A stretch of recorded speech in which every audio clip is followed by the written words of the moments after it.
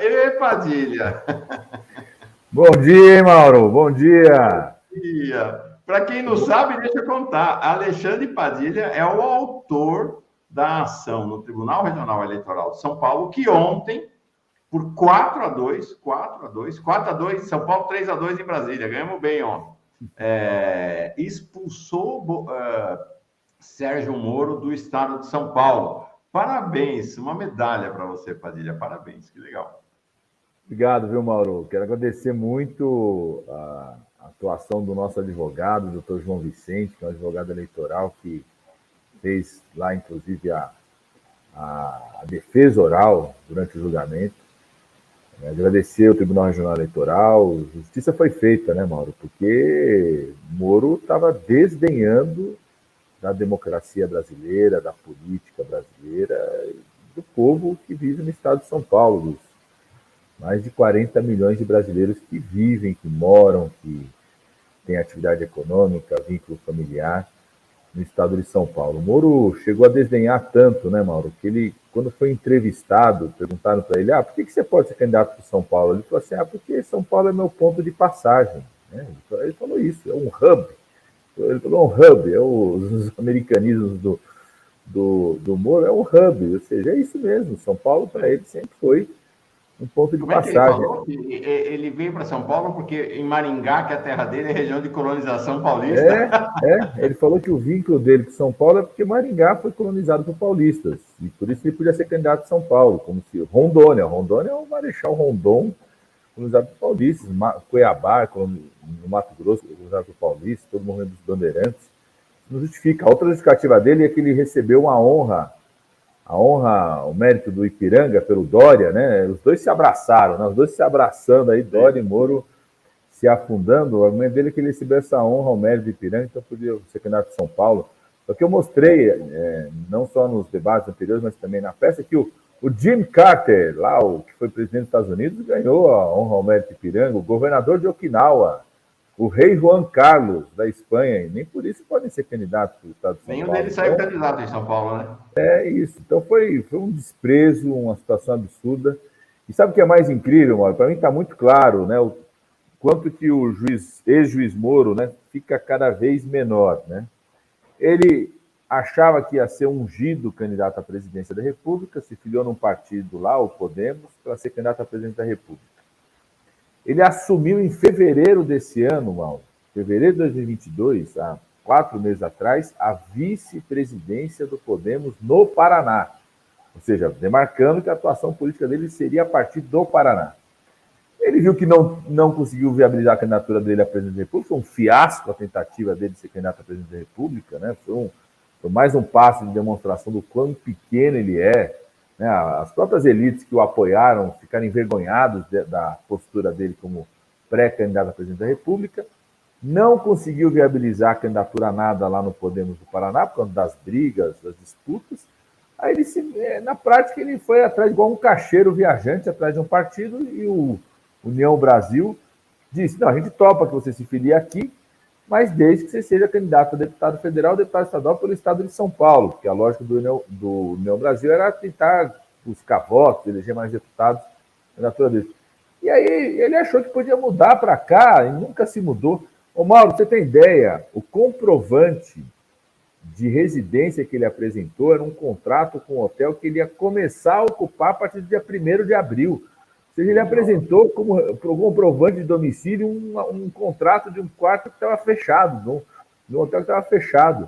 Depois ele mostrou nas provas que a gente exigiu que as notas fiscais do hotel onde ele ficava, que ele falava que ele ficava muito em São Paulo, quantas noites ele ficou, não dá 15 noites de novembro até março. Então, era um escárnio. Eu realmente, viu, Mauro, quando o doutor João Vicente propôs, falou assim, vamos fazer porque a luta vale. Eu não tinha certeza que a gente ia ganhar.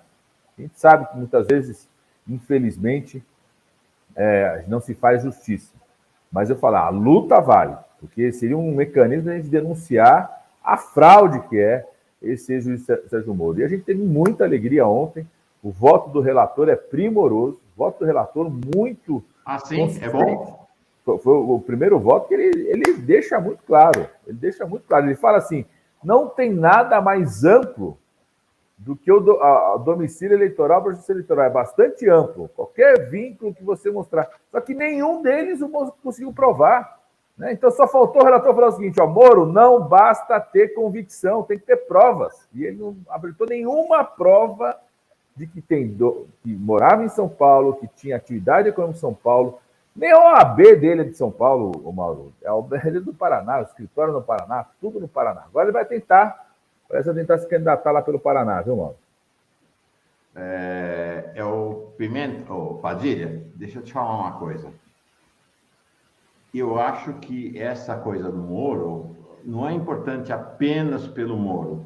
É importante porque a gente sabe, né? Nós convivemos ao longo de anos com uma certa picaretagem que os tribunais regionais eleitorais aceitaram em relação a essa questão do domicílio eleitoral. Acho que isso abre espaço para criar uma jurisprudência que é o seguinte, que é para ser candidato de um lugar, de uma determinada região, ou em uma determinada região, de fato você precisa morar e ter história nessa região. Né? Acho que abre um precedente muito bom, né? Você vai representar aquele povo, né? Eu me lembro, Mauro, eu estava ouvindo o Pimenta falar do Vale do Javari, né? Eu coordenei durante 7 anos o núcleo de medicina tropical da USP, que a gente montou, o primeiro médico supervisor, depois a gente coordenou, disse até hoje, que fica lá no meio da região amazônica, fica no estado do Pará. Lá no Amazonas, né? Morei em Santarém, lá no Pará, e fui muitas vezes ao Vale do Javari. Por que eu estou contando isso? Porque quando eu fui candidato a governador pelo PT aqui em 2014, os tucanos falavam assim, mas você viveu 6, 7 anos na Amazônia, então você não pode ser candidato aqui. Isso foi final dos anos 90, começo dos anos 2000, eu estava sendo candidato em 2014, 10 anos depois, já no governo federal, tudo.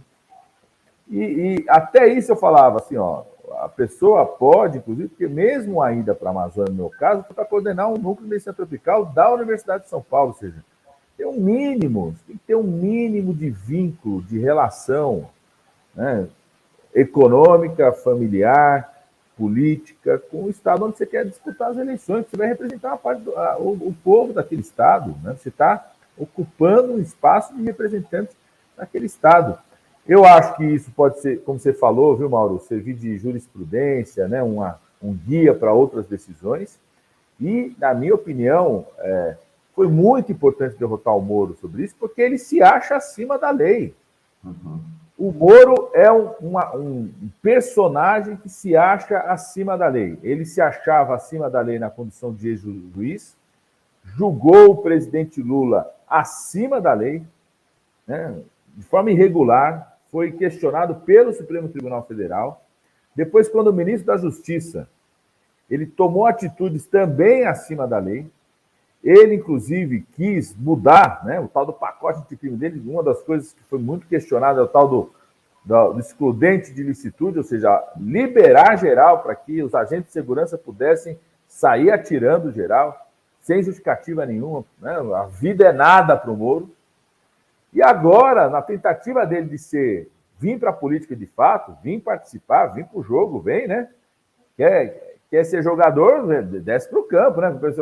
Desce para o play, né? Vem jogar com os outros, vem seguir as regras. Ele quis criar uma regra própria. A regra do ser ungido.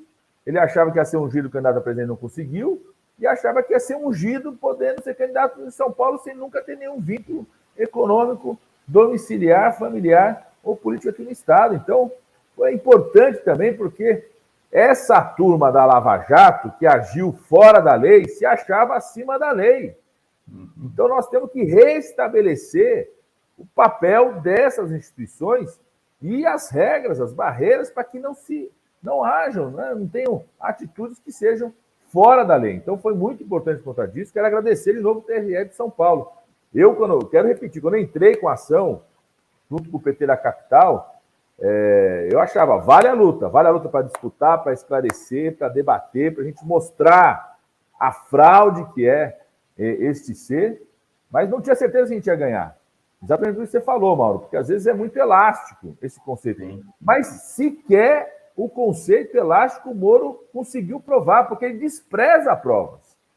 Ele despreza provas. Ele desprezou provas em relação ao presidente Lula, desprezou provas em relação a toda a operação da Lava Jato e agora desprezou a necessidade de apresentar provas para comprovar que mora em São Paulo, que tem atividade econômica em São Paulo, tem atividade política em São Paulo, tem atividade familiar. O Mauro, é tão ridículo que, quando começou essa história, a esposa dele começou a mostrar aquele sanduíche de mortadela do Mercadão como prova de que eles vivem em São Paulo. Viu, Moro? Foi mexer na mortadela, Moro. Se deu mal, se deu mal. Você que é coxinha, foi mexer nas mortadelas, se deu mal. Até nisso se deu mal, viu, Moro? Maravilha. Deixa eu ler o superchat. Vamos continuar um pouco mais com esse tema do Moro. A gente tem questões relevantes aí.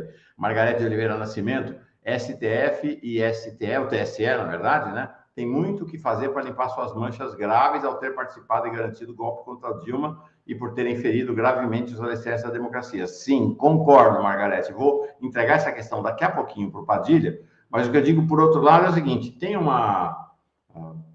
diversas religiões, o budismo é uma delas, que diz o seguinte: eu não consigo viver o passado.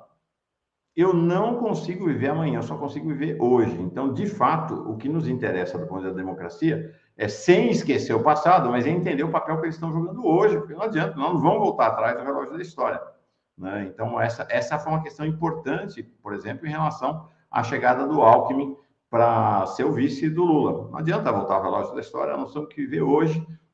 É importante sua advertência, mas temos que saudar o papel que eles estão exercendo hoje. Neuzeli Speaks, vamos questionar o domicílio eleitoral do Eduardo Bananinha. Nunca vi esse sujeito em São Paulo. Acho que o caso dele é mais difícil. Ele já foi eleito deputado federal por São Paulo na eleição passada. Acho que o caso dele é bem difícil. E a Júnia aqui? Ô, Padilha, você fez minha noite hiper feliz. Obrigada, querido. Padilha, essa é uma questão interessante, porque a gente olha para o Moro hoje, e em que pese a gente tem que viver hoje, tem que estar sempre, né, como deixa eu ver o nome dela aqui, já perdi seu nome, desculpa. Como a Margarete falou, tem que lembrar o passado. A gente olha para o Moro hoje, ele é um ratinho, né, uma figura patética, ridícula, mas é importante não esquecer que esse sujeito foi muito poderoso, que ele implementou um regime de terror no país, porque a Lava Jato foi o motor do regime de terror, né? E que ele botava escuta clandestina nas celas dos prisioneiros, ele submetia os prisioneiros à tortura psicológica, ele ele liquidou com a engenharia nacional. Achei muito interessante, sabe, Padilha? No Estadão de hoje, o Estadão não tem nada mais a disputa do lavajatismo era entre Estadão e Globo. Não tem nada mais lavajatista do que o Estadão e o Globo. O Estadão traz um artigo, uma entrevista hoje com o dono da OAS, da Camargo Correia, que é uma dessas grandes construtoras nacionais, dizendo isso, que o Moro destruiu a engenharia nacional. Então, até o Estadão, até o empreiteiro, que eles ficaram quietos esse tempo todo, agora reconhecem que ele destruiu também a economia brasileira, né? Acho que é importante sempre ter em mente o papel dele, né? E não ficar apenas se divertindo com o tão patético e ridículo que ele é, né, Alexandre? Com certeza, viu, Mauro? E eu fico imaginando, né, o que seria do Brasil se o Moro conseguisse dar continuidade ao seu projeto político, o que almejava politicamente, né? Primeiro ele almejava ser ministro do STF, né? Depois almejava ser presidente da República, achava que seria eleito. Ontem, vendo os comentários das pessoas, o pessoal comemorando muito, né, essa ação que nós fizemos junto ao TRE, eu acabei vendo um debate do Moro com 5 jornalistas. Era uma cena patética, sabe, Mauro? Porque era, de um lado, o Moro desfilando a sua pequenez, né, argumentos muito rasos, não consegue nem falar direito, independente disso, mas os argumentos muito rasos, né, uma certa arrogância nos argumentos e uma subserviência, assim, por parte dos 4 ali, sabe? É uma coisa assustadora, né? Se criou um clima no país que incensou um fora da lei, que acreditou que, usando a toga, podia interferir na democracia brasileira, como fez, né? Quando ele tirou o presidente Lula da disputa eleitoral. Né? E depois, quando ele influenciou diretamente no segundo turno entre o Bolsonaro e o nosso candidato à época, o nosso ex-prefeito, na verdade, que eu tenho muito orgulho de ter sido secretário dele. Fez uma postura, né? Foi insensado, né? Essa figura. O Florestan Fernandes, o pai, né? O grande cientista. Tive a honra de entrevistar umas 2, 3 vezes. Olha só, o Florestan, viu, Mauro, tem um em 71 ele fez um seminário, um conjunto de seminários em Harvard, que chamava o Fascismo na América Latina. E eu tive a oportunidade de ler esse material do Florestan, né, por uma situação específica. Um dia eu te conto aí mais longamente, porque é uma história muito legal, a coincidência. Mas o centro da tese desse seminário do Florestan diz o seguinte: em 71, o Florestan Fernandes falava isso. O fascismo e o nazismo haviam sido derrotados enquanto projeto histórico pela Segunda Guerra Mundial, mas sobreviviam enquanto ideologia. E que essa ideologia que havia sobrevivido seria utilizada, né, por questão materialista, histórico, estruturalista, fala assim, seria utilizado pela burguesia quando essa burguesia precisasse recuperar sua hegemonia política. E foi isso que você falou, Mauro. Assim, a Lava Jato foi, entre outras coisas, um projeto de uma elite internacional que resolveu quebrar a possibilidade do Brasil ocupar um grande espaço na cadeia do petróleo e gás. Não é à toa que o foco dela é a Petrobras e toda a cadeia de petróleo e gás, e tudo que essa cadeia envolve da engenharia, de conhecimento, de tecnologia, de empresas que se consolidaram para isso, e que estavam disputando mercados internacionais, inclusive, empresas, não só a Petrobras, mas toda a estrutura de engenharia e logística envolvida com a cadeia de petróleo e gás, da elite internacional, e que uma parte da elite brasileira comprou esse projeto e se utilizou para construir a hegemonia política, cultural, social desse projeto, do que tem de pior do fascismo. De um lado, um agente do Estado, um juiz se utilizando de estruturas do Estado, como você citou, totalmente fora da lei, ou seja, escuta das pessoas dentro da casa, escuta de advogados, mano. Uhum. O Moro, né? Esse esquema da Lava Jato colocou escuta em escritório de advocacia, colocou escuta no telefone da presidência da República.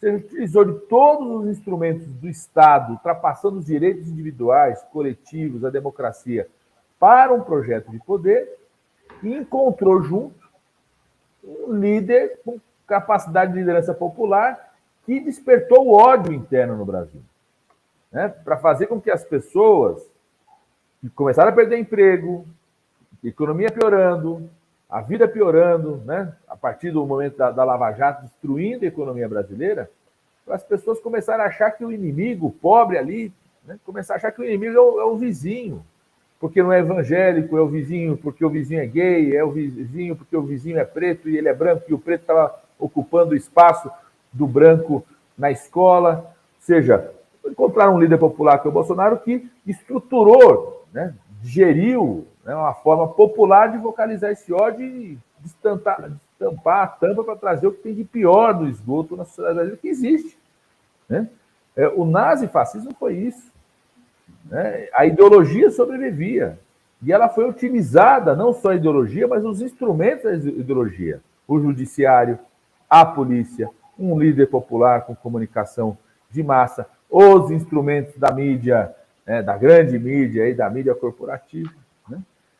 E o Moro foi um ator fundamental nisso, Mauro. E como é, né, aquela coisa, né, a Terra é redonda mesmo, né? Como dá voltas, o mundo gira. Por isso, se você está do lado do lixo da história, do esgoto da história, onde a história vai cobrar a conta.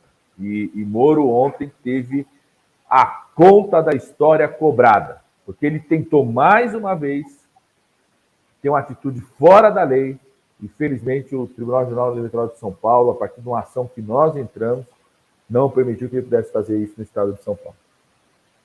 Só para encerrar esse assunto Moro, deixa eu trazer aqui o Ivo Zimmermann. Mauro, para o bem da verdade, devemos dizer que foram as elites brasileiras junto com o capital internacional. O Moro foi um instrumento exatamente o que o Padilha estava nos dizendo agora. Saúdo a Deus Ilucide Nova, chega como nova membro aqui, muito bem chegada. É esse encontro de pessoas com pessoas que faz a mídia independente do Brasil. E vamos, inscrição, like e inscrição fundamental para ampliar a repercussão da Fórum. Eu lembro, sabe, em 2018, no auge do poder do Moro, tinha prendido Lula, estava todo poderoso, apoio entusiasmado da mídia de direita, o Bolsonaro crescendo e tudo.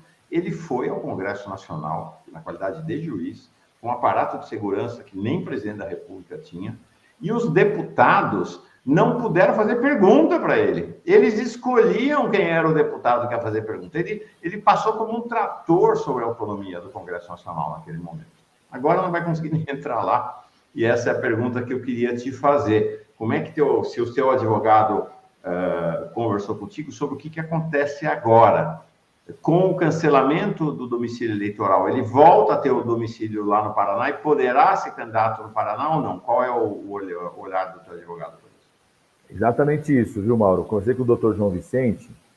Primeiro, o Moro poderia recorrer, tentar um recurso, mas ontem mesmo, após o julgamento, o advogado dele já disse que não iria entrar com recurso, porque ele sabe que, se for recorrer, vai ser derrotado também no TSE. Ele perderia a chance de ser candidato. Então, já anunciou ontem que não vai recorrer. Ele tem uma possibilidade que é tentar se registrar agora como candidato no Paraná. Acredito que essa seja a tentativa dele, porque o Moro está igual um cacheiro viajante atrás de um foro parlamentar, de um foro privilegiado. Independe qual é o partido, tudo ele vai ter que sair pelo Esse União Brasil, deve tentar ser candidato lá no Paraná. Ele vai ter problema, porque ele está traindo o seu Deltan, está traindo o Álvaro Dias. Aqueles que incensaram o Moro vão disputar com ele, mas é possível que ele tenha que ser candidato pelo estado do Paraná, e é possível que tenha contestação lá também, porque ele estava dizendo que o domicílio dele era aqui em São Paulo, e que agora ele reconhece o domicílio no Paraná, eu acho que mas é uma possibilidade, que possa existir. Tem uma outra possibilidade também, que é a existência de alguns embargos que podem acontecer. Isso pode travar, inclusive, a tentativa dele de ir para o Paraná. Então, mas uma coisa é certa, ele não vai recorrer à decisão. Ele não vai tentar ser candidato pelo estado de São Paulo, porque ele saberia que ia perder, e aí ele vai tentar ser candidato pelo estado do Paraná. Perfeito. Dançou. Vamos mudar de assunto, só dizendo o seguinte, sobre essa questão do fascismo. Agora, 8h30 da manhã, vem a nossa Vilma Reis, daqui a pouquinho, por sinal. Ela e a Coalizão Negra por Direitos fizeram um evento aqui em São Paulo maravilhoso, né? Maravilhoso. Uma ligação com o movimento do Sem Teto, com toda a mobilização aqui por moradia em São Paulo, realmente foi muito especial. Ela vem contar para a gente como foi, e na sequência eu vou trazer, segura aí, Renato Judes, professor da Federal do Rio Grande do Sul, o maior especialista em fascismo no país hoje, e um estudioso da nova vertente do fascismo que está crescendo no Brasil, que é a vertente liderada pelo teórico russo Alexander Dugin, que está crescendo.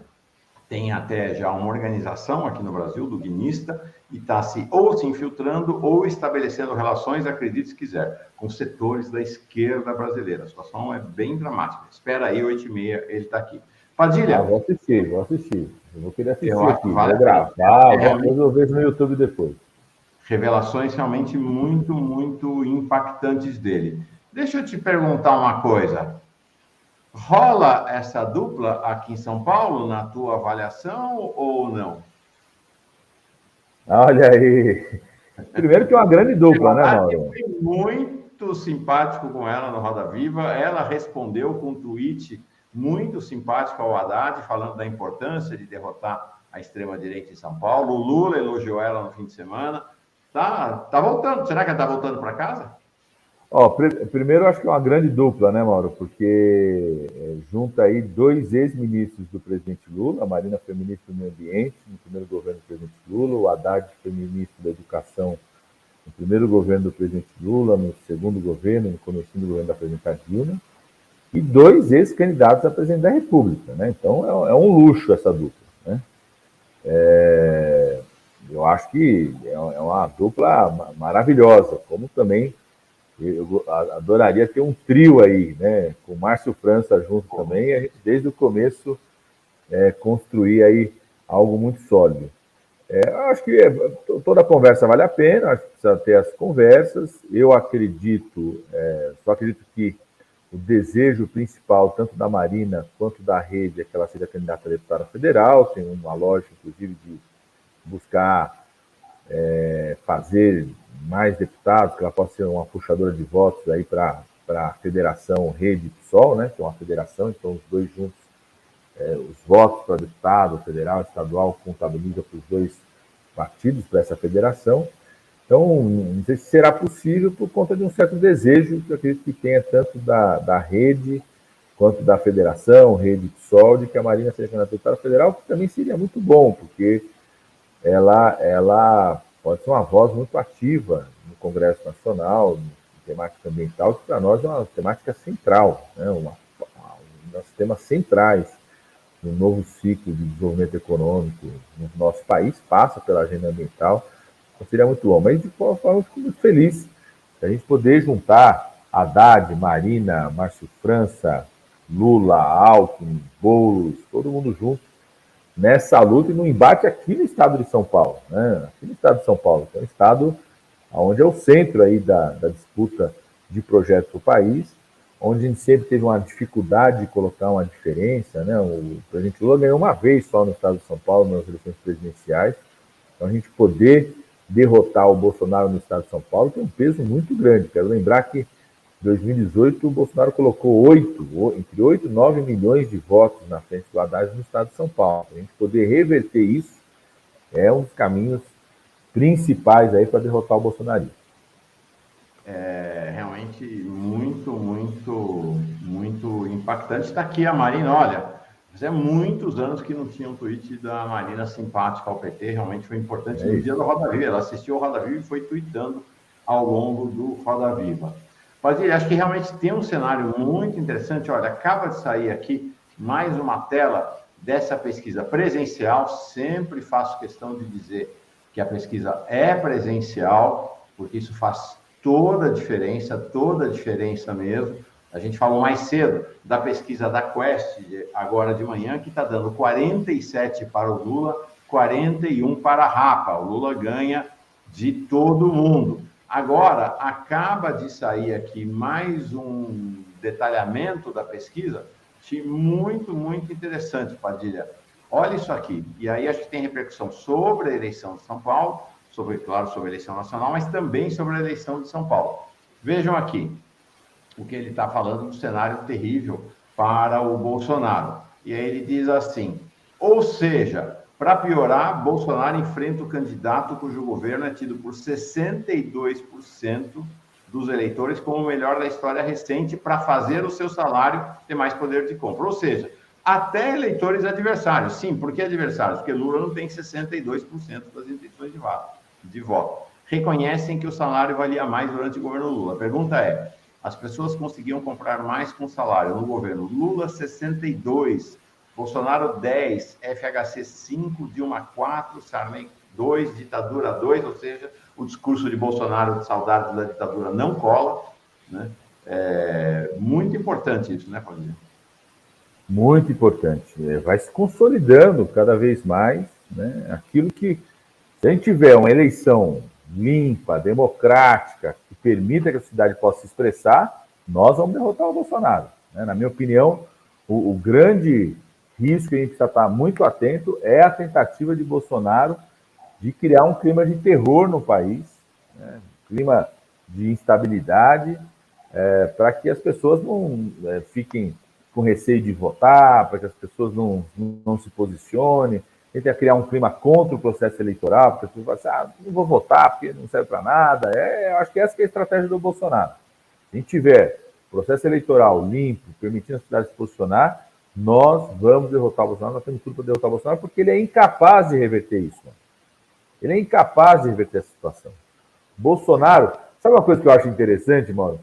Tem uma turma bolsonarista, não só os bolsonaristas raiz, assim, mas os caras que não querem o Lula, querem o Bolsonaro. Eles estão desde o começo do ano acreditando que o Bolsonaro vai tomar medidas que vai controlar a inflação, que vai reerguer o emprego, que vai diminuir o preço dos alimentos, né?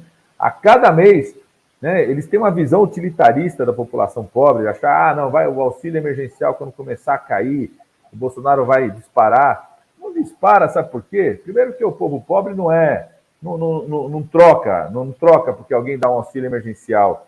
O pobre não votou no Lula por causa do Bolsa Família. Lógico que também é por conta do Bolsa Família, mas por conta da política do salário mínimo, por conta das ações do Mais Médico na saúde, do pobre poder entrar na universidade. É um conjunto de ganhos que foram feitos para essa unidade dessa população. Então não vai trocar assim. Não engana desse jeito. Mas mais do que isso, dá com a mão R$ 400 e com a outra tira R$ 130 do preço do gás.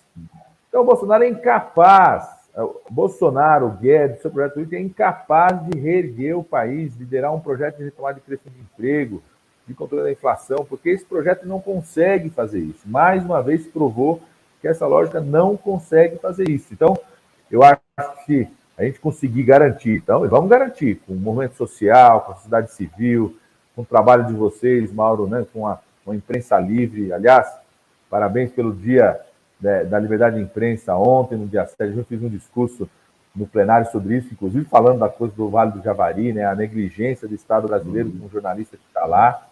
Né? Então, se a gente conseguir garantir isso, nós vamos conseguir garantir isso, não tem como. Esse sentimento popular vai se expressar na eleição. A gente precisa garantir isso.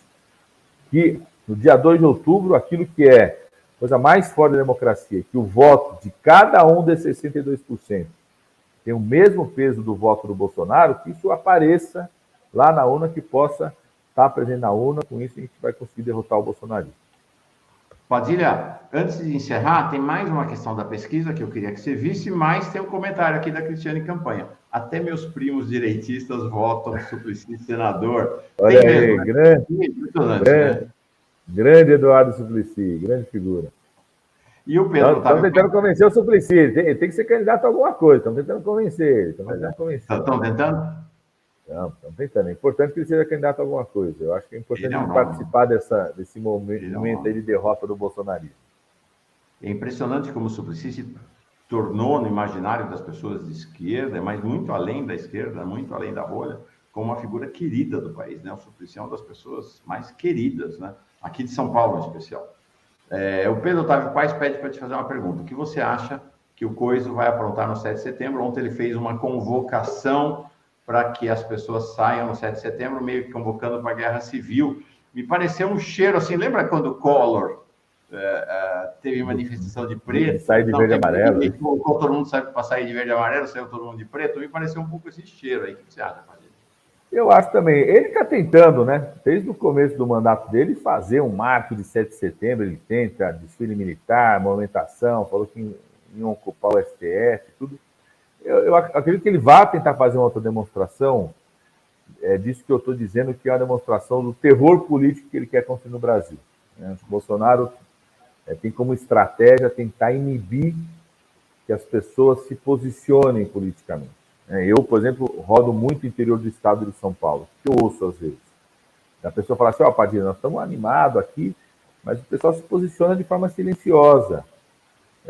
Porque a gente vestiu uma camisa do Lula, a gente tem medo no outro dia de cortarem nosso emprego aqui na usina, de tirar emprego no comércio, cria um clima para a gente não poder falar sobre isso na igreja.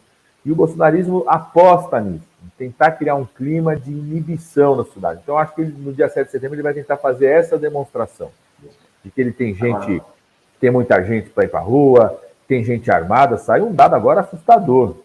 Existe hoje no Brasil mais armas na mão de pessoas que não são agentes de segurança do Estado.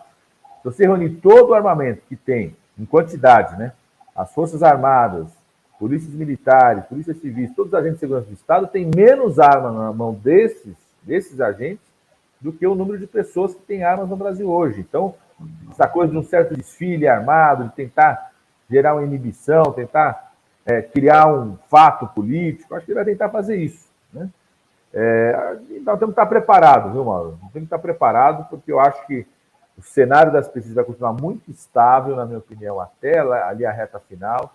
e aí nas 2, 3 últimas semanas, quando as pessoas também, uma parte das pessoas se decide, né, na reta final, está esperando vou votar, eu acho que vai ser o momento de definição das eleições. A gente tem que estar preparado para 2 turnos, a gente entra em campo para jogar 2 tempos, mas a gente quer, se a gente puder fazer um 5-0 no primeiro tempo, a gente quer fazer. Vamos embora. Então, você falou uma questão fundamental e tem um dado muito importante da pesquisa da Quest, vou mostrar agora para liberar o Padilha, que eu sei que a agenda dele está pesada, que é a estratégia do medo. Sempre foi uma estratégia da direita e depois do bolsonarismo, né, da extrema-direita, a estratégia do medo contra o PT. Não deu certo, 4 eleições eles perderam com base nessa estratégia. Nessa, pelo jeito, vai ser ainda pior. Olha que dado importante da pesquisa Quest. O que você tem mais medo? Continuidade do Bolsonaro, 52%. Volta do Lula, 35%. Dos dois, 5%. Nenhum, 2%. Não sabem responder os 6%. Ou seja, a estratégia de tacar medo, que deu errado em 4 eleições, esta eleição vai dar menos certo ainda. Chance zero. Eles estão sendo asfixiados pela sociedade brasileira, né, pai?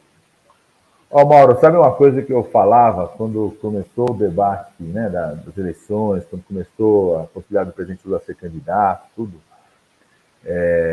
e o pessoal falava, o Bolsonaro vai vir com a coisa da corrupção, vai vir com a coisa do Lula, do PT. Eu dizia o seguinte, vai vir com a coisa da Venezuela, né?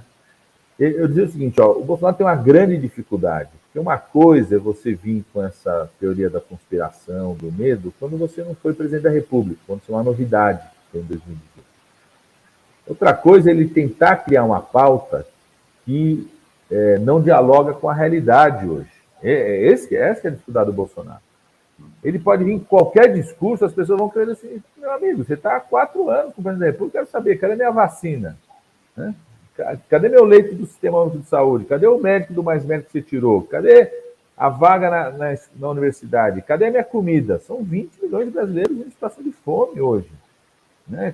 Cadê a possibilidade de eu poder comprar um uniforme, uma roupa para o meu filho, um material escolar? Cadê? Então, a grande dificuldade do bolsonarismo na estratégia do medo, Mauro, é exatamente isso aqui. Não adianta eles apontarem qualquer medo quando a realidade mostra que ele é o pior governo que esse país já teve, desde o processo, desde a redemocratização do país. Incapaz de enfrentar as crises no país. E é incapaz de enfrentar as próximas crises que vão vir, porque o cenário internacional está complexo ainda. Nós temos uma situação gravíssima no Brasil, que é esse tema da fome e da insegurança alimentar. Mauro, nós estamos numa situação de emergência da situação da fome. A gente está numa situação quase para declarar. 33 milhões de pessoas. É uma situação para declarar a situação de emergência. São mais de 100 milhões de pessoas em insegurança alimentar, porque são 33 milhões de pessoas em situação que a gente classifica de fome, mais de 100 milhões de pessoas que tiveram que mudar seus alimentos. O que é insegurança alimentar? É a pessoa não ter mais a garantia de poder comer aquilo que ela comia. É a situação, Mauro, que eu circulo direto, das pessoas falam o seguinte, Padilha, eu pego 1 litro de leite hoje e estabeleci uma regra em casa, os adultos não podem tomar leite, só quem vai tomar é as crianças, para tentar garantir que pelo menos as crianças tomem. Ou de uma mãe que me falou um negócio, Mauro, que eu até fiquei emocionado, estou me emocionando de novo, que ela falou assim, Padilha, eu estou diluindo o leite em água. Estou misturando o leite com água para ver se consegue durar mais tempo, para ver se meu filho não fica alguns dias sem a sensação de tomar leite. Essa é a situação das pessoas que estão em insegurança alimentar no nosso país. Então é uma situação de emergência. Nós vamos ter que enfrentar isso como se fosse uma situação de emergência, igual tivemos que enfrentar em relação à pandemia. Né? Então, qualquer discurso da conspiração, do medo, Venezuela, Cuba, comunismo, fechar a igreja, que Bolsonaro venha usar, tem um problema concreto. Tem uma dissociação com a realidade. Que é isso? Acho que o nosso grande esforço, Mauro, é o seguinte, é conseguir fazer com que esse sentimento popular que está expresso na pesquisa, parabéns aí pela Quest, não só por essa, mas pela série histórica, então aposta em fazer essas pesquisas, né, uma série histórica do conjunto de pesquisas, o nosso grande esforço é garantir que esse sentimento da população possa se expressar democraticamente nas eleições. Essa é a nossa grande tarefa, acho, nos próximos 3 meses. São 3 meses apenas para o primeiro turno. Esse é Alexandre Padilha. Você tem um currículo invejável de serviço prestado para o povo brasileiro. Como militante do movimento estudantil, como médico, como secretário, como ministro, como deputado federal, e agora tem mais uma marquinha ali no seu currículo, que é você desmascarou Sérgio Moro e expulsou ele daqui do estado de São Paulo. Maravilha. Parabéns, Padilha. Obrigado, viu? Obrigado, viu, Mauro? Deixa eu falar uma coisa que eu me toquei de uma coisa nesse fim de semana, conversando com o pessoal na periferia da Zona Sul aqui de São Paulo. Eu fiquei metido com uma coisa que a pessoa falou assim, ó, Padilha, você já se deu conta que você é o único ser vivo? Ele falou assim, ele falou assim, é o único representante da espécie aqui no estado de São Paulo que foi ministro do Lula e secretário do Haddad. Eu falei, caramba, é verdade. Poxa, que orgulho ter sido ministro do Lula e secretário do Haddad, viu? É motivo Mauro, obrigado mais uma vez. Parabéns aí pela pesquisa Quest. Eu quero só chamar a atenção para as pessoas, quem puder acompanhar. Hoje à tarde, a partir das 14 horas, nós convocamos o ministro da Defesa aqui na Câmara. A convocação foi para tratar daquela farra do Viagra, né, com o uso do recurso público. Foi uma convocação que nós fizemos, requerimento meu. A gente vai aproveitar para discutir esse tema do Vale do Javari, essa negligência do Estado brasileiro em relação às ações de busca e salvação do indigenista, do servidor público da FUNAI e do jornalista lá no Vale do Javari. Eu conheço o Vale do Javari, estava ouvindo o Pimenta falar, eu também conheço muito o Vale do Javari, eu trabalhei com população indígena, então fui muitas vezes lá. É uma região extremamente inóspita, difícil para qualquer ação. A gente já perdeu profissionais de saúde lá, já perdemos servidores indígenas, porque é difícil trafegar no rio. E, além disso, ficou mais arriscada ainda por conta da negligência do Estado brasileiro, que retirou o IBAMA, desmontou as estruturas da FUNAI, estruturas da saúde. Polícia Federal não faz mais o que deveria fazer em relação às fronteiras, Ministério da Defesa, ou seja, deixaram solto para atividade ilegal de extração de madeira, atividade ilegal de garimpo, atividade do tráfico. Então, é uma região muito séria e que é um absurdo o Estado brasileiro não ter reagido. Ô, Mauro, tem mais militar tomando Viagra com dinheiro público do que militar lá no Vale do Javari, agora tentando salvar, buscar o servidor público e o jornalista que desapareceram, e outras pessoas podem ter desaparecido também. Nós estamos muito preocupados com isso também, com a possibilidade de outras pessoas terem desaparecido junto com eles. Vamos acompanhar essa sessão hoje lá na Câmara dos Deputados e Deputadas, às 2h. Obrigado, Padilha. Um abração. Vamos tomar um café lá aí no centro de São Paulo. Vamos embora. É verdade. Vamos lá. Tem que ir lá no PPD, por um punhado de dólares. Um abraço.